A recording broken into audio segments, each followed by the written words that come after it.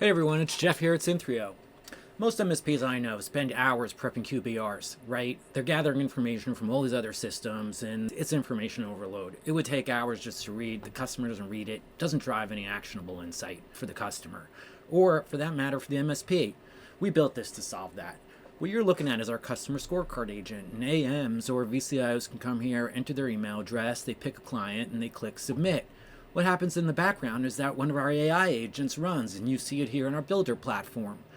It logs into ScalePad, SmileBack, and ConnectWise, does sentiment analysis on the tickets, puts all that data together, sends it off to the LLM, and puts together a really nice one-pager.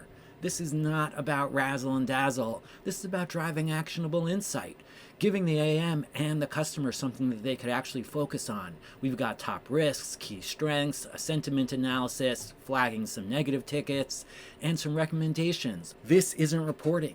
It's actual decision support for account managers and VCIOs.